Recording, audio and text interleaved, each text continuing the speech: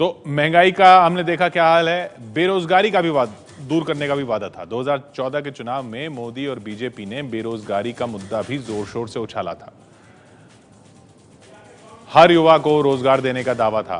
तो 5 शहरों में एबीपी न्यूज ने रोजगार की पड़ताल की है। 2 साल में ये कितना पूरा हुआ, 5 शहरों में एबीपी न्यूज ने पड़ताल की। पहला पड़ाव था हमारा मुंबई। हमने मुंबई में कुछ ऐसे नौजवानों से बात की जो आईटी सेक्टर में काम करते हैं।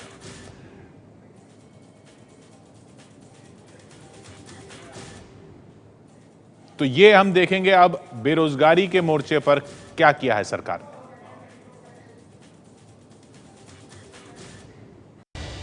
युवाओं के लिए रोजगार के नए साधन, स्वरोजगार के लिए आसान कर्ज की सुविधा, परंपरागत रोजगारों का आधुनिकीकरण, नौकरियों के लिए इलेक्ट्रॉनिक्स के सामान और पर्यटन पर जोर। ये वो वादे हैं जो बीजेपी ने सत्ता में आने से पहले किए थे। नरेंद्र मोदी ने अपनी रैलियों में यूपी और बिहार से काम की तलाश में बाहर जाने वाले लोगों का मुद्दा उठाया था। उन नौजवानों को सपना दिखाया था कि वो पीएम बने तो उनको नौकरी के लिए अपना घर नहीं छोड़ना होगा। 2 साल बाद क्या है इन वादों की हकीकत? आईटी क्षेत्र में 21% रोजगार बढ़ा है। बैंकिंग के क्षेत्र में रोजगार में 2% की बढ़ोतरी हुई है। स्टार्टअप्स की रफ्तार में तेजी आई है, लेकिन नई नौकरियों की संख्या नहीं बढ़ी। 2015 में 1,35,000 नई नौकरियां आई। 2013 में 4 लाख नई नौकरियां आई थी। जितनी नौकरियां होनी चाहिए इकोनॉमी में उतनी नौकरियां नहीं हुई है। तो 5 शहरों में हम गए। पहला पड़ाव था मुंबई। मुंबई में कुछ ऐसे नौजवानों से बात की जो आईटी क्षेत्र में काम करते हैं। इन नौजवानों को रोजगार मिला। तो देखिए ये रिपोर्ट।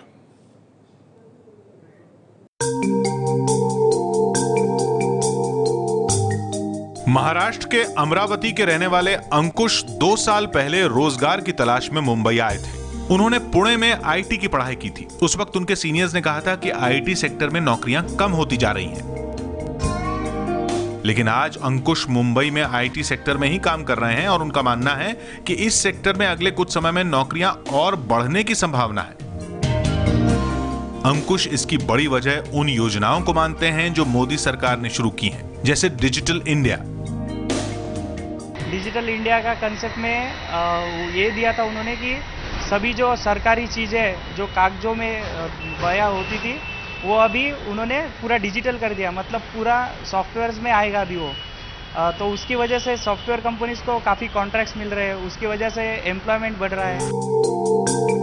आईटी सेक्टर में ही काम करने वाले संतोष पाटिल ने भी जब साल भर पहले नौकरी ढूंढने की शुरुआत की तो उन्हें ज्यादा दिक्कत का सामना नहीं करना पड़ा।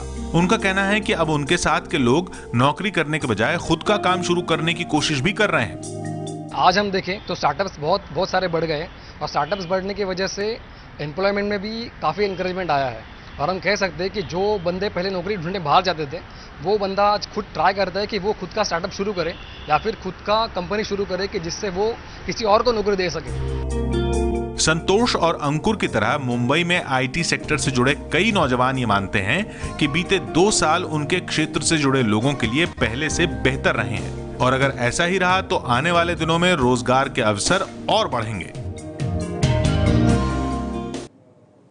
तो मुंबई के ये नौजवान तो मोदी सरकार से खुश हैं, लेकिन दिल्ली के नौजवानों की जब हमने उनसे जब बात की तो वो पड़ताल क्या कहती है। एबीपी न्यूज पहुंचा इंजीनियरिंग की डिग्री लेने वाले सुमित के पास। सुमित के अच्छे दिन आए, देखिए।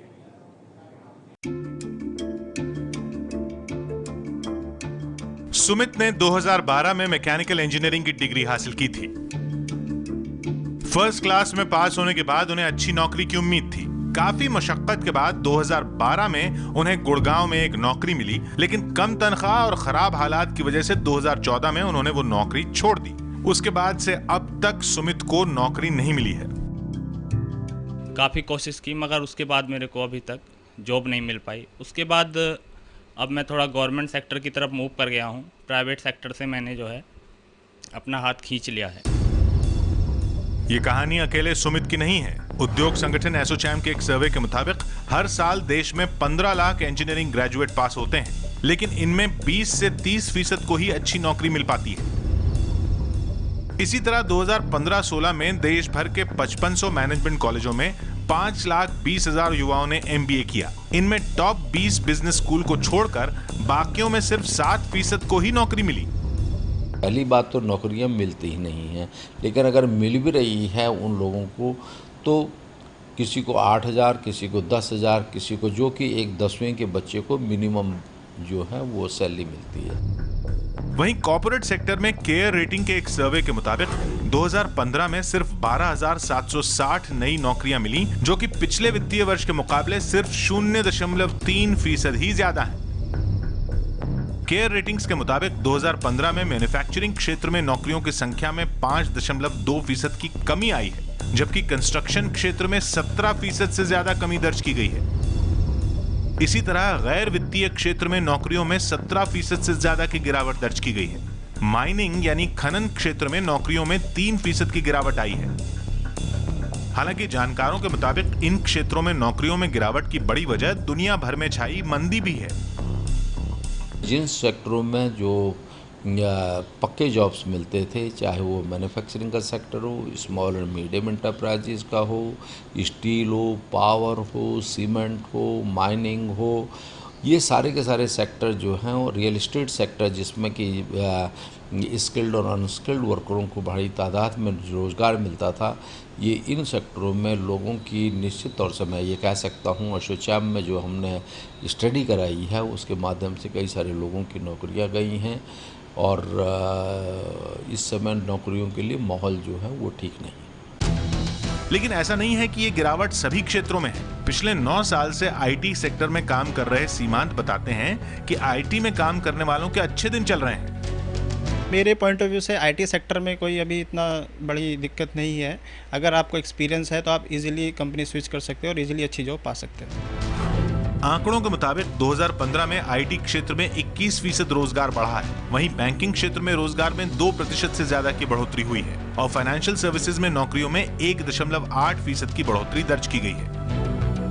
इसी तरह बीते 2 साल में स्टार्टअप की रफ्तार भी तेजी से बढ़ी है। दिल्ली में ग्लैम स्टूडियोज के नाम से शुरू हुए इस सैलून में 1 साल से भी कम समय में करीब 3 दर्जन लोगों को नौकरी मिली है। हमने शुरुआत की थी ग्लैम स्टूडियोज़ की अक्टूबर 2015 में, जो कि पिछले साल है, सिर्फ 4 एम्प्लॉयज़ के साथ। उसके बाद से दिसंबर में हमने लॉन्च किए अपने ऑपरेशंस 3 सैलून्स के साथ, और आज as I am speaking to you May में हमारे 30 सैलून हैं जो कि ऑपरेशनल हैं, और हमारे एम्प्लॉयज़ हैं 35। तो जैसा कि आप देख सकते हैं बहुत इजाफा हुआ है। कुल मिलाकर ये कहा जा सकता है कि बीते 2 साल में युवाओं के लिए कई नए रास्ते खुले हैं। हालांकि नौकरियों की संख्या की बात की जाए तो उसमें कमी आई है। लेबर ब्यूरो के आंकड़ों के मुताबिक 2015 में महज 1,35,000 नई नौकरियां बाजार में आईं, जबकि 2014 और 2013 में यह आंकड़ा 4 लाख से ज्यादा रहा है। ऐसे में रोजगार के वादे को लेकर मोदी सरकार के सामने अब भी बड़ी चुनौती है। एबीपी न्यूज ने मोदी सरकार में रोजगार के दावे की पड़ताल यूपी के लखनऊ, एमपी के उज्जैन और जम्मू में भी की। क्या यहां नौजवानों के अच्छे दिन आए? देखिए वहां के लोग क्या कह रहे हैं। उज्जैन के MIT कॉलेज के इस दफ्तर में इंजीनियरिंग के छात्रों की भीड़ लगी है। छात्रों को यहां कैंपस में होने वाले इंटरव्यू से जुड़ी जानकारियां दी जा रही है। कॉलेज का दावा है कि पिछले कुछ समय में छात्रों को नौकरी देने के लिए आने वाली कंपनियों की संख्या बढ़ी है। बच्चों को हमेशा काम करने के लिए या तो बेंगलोर जाना पड़ता है, या तो उन लोगों को मुंबई जाना पड़ता है, या हैदराबाद जाना पड़ता है। अब हमारे मध्य प्रदेश में भी ये कंपनीज आ रही है, TCS, इन्फोसिस और भी कई। चूंकि अब ये बड़ी कंपनीज अगर आती हैं तो इनके साथ साथ बहुत सारी सिस्टर कंसर्न्स भी आती हैं। तो ये हमारे सॉफ्टवेयर सेक्टर की, जहां तक मध्य प्रदेश की बात है, ये हमारे लिए एक अच्छी सौगात है। लेकिन इसी कॉलेज में मैकेनिकल इंजीनियरिंग के फाइनल ईयर के छात्र तपन का कहना है कि नौकरियां मिलना अब भी आसान नहीं है। बहुत परेशान होते हैं। BE के बाद भी मतलब आप BE कर रहे हैं, मैकेनिकल इंजीनियर बन रहे हैं, और उसके बाद भी आपको इतना परेशान होना पड़ रहा है, कंपनीज के पीछे चक्कर लगाने पड़ रहे हैं, ये वो। रोजगार वैसा आ नहीं रहा, उतना अच्छा नहीं हो रहा। इंजीनियरिंग के छात्रों के लिए नौकरियों की हालत कैसी है, इसका अंदाजा इस बात से भी लगाया जा सकता है कि पिछले कुछ सालों में मध्य प्रदेश के इंजीनियरिंग कॉलेजों में दाखिला लेने वाले छात्रों की संख्या घटी है और सीटें खाली पड़ी हुई हैं। देश में रोजगार के हालात बदल तो रहे हैं, मगर नौकरियां जिस तेजी से मिलनी चाहिए या जिस बड़ी तादाद में मिलनी चाहिए, वैसे हाल अभी हुए नहीं हैं। कोई भी अच्छा इंजीनियरिंग कॉलेज का मालिक दावा तो ये कर रहा है कि हमारे यहाँ के 25% विद्यार्थियों को नौकरियां मिलने लगी हैं, मगर इसी बात का दूसरा पहलू यह है कि 75% विद्यार्थी अभी भी बेरोजगार हैं और यही मोदी सरकार के लिए चिंता का कारण बना हुआ है। लखनऊ के रहने वाले नीलकंठ ने मल्टीमीडिया में पीजी डिप्लोमा किया है। कोर्स करने के बाद से उन्होंने कई जगहों पर नौकरी की तलाश की, लेकिन उन्हें अब तक कोई काम नहीं मिला है। मैं कई जगह गया हूँ नौकरी के लिए, पता करने के लिए, काम करने के लिए। तो यहाँ पर काम करने की समस्याएं ऐसे कि पहले बहुत सी छोटी जगह, कम जगह नौकरी है और अगर है तो बहुत कम पैसे में है। तो वो जो उम्मीद एक बनाई गई थी कि बहुत सारी नौकरी आएंगे, ऐसा अभी तक तो कुछ नहीं हुआ है। नीलकंठ फिलहाल इस संस्थान में पढ़ाकर अपना काम चला रहे हैं। वहीं जम्मू में हार्डवेयर की दुकान चला रहे ये है राकेश चौधरी। राकेश ग्रेजुएट हैं। उम्मीद थी कि सरकारी नौकरी मिलेगी, लेकिन जब कुछ समय तक कोई नौकरी नहीं मिली तो बैंक से पैसा लेकर उन्होंने ये दुकान खोल ली। राकेश का कहना है कि जम्मू के युवाओं के लिए रोजगार के हालात में अभी तक कोई बड़ा बदलाव नहीं आया है। जब नई इंडस्ट्रीज लगेंगी तब जाकर रोजगार मिलेगा, क्योंकि सरकारी नौकरियों में अभी वही हालात है। आप देख लीजिए, वो कोई विशेष आप बोलोगे एकदम परिवर्तन हो गया, इतनी जल्दी परिवर्तन मेरे हिसाब से नहीं हुआ। मैं समझता हूँ कि बहुत कुछ करना बाकी है अभी। जम्मू के ज्यादातर युवाओं को अब भी पढ़ाई के बाद नौकरी के लिए दूसरे राज्यों का रुख करना पड़ता है। तो रोजगार के दावे की पड़ताल में क्या निकल कर आया?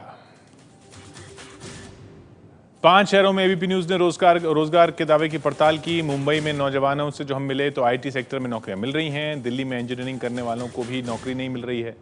लखनऊ में नौजवानों को नौकरी मिलने में मुश्किल दिख रही है। इसी तरीके से एमपी के उज्जैन में इंजीनियरिंग छात्रों को नौकरी में मुश्किलें दिख रही हैं और जम्मू में ग्रेजुएशन के बाद नौकरी नहीं मिली है, जिनसे हमने बात की वहाँ से ये सब निकल के आ रहा है कि स्थिति में कुछ क्षेत्रों में बदलाव है, लेकिन बाकी जगह अभी भी वही हाल है। 2 साल मोदी सरकार, क्या अच्छे दिन आए?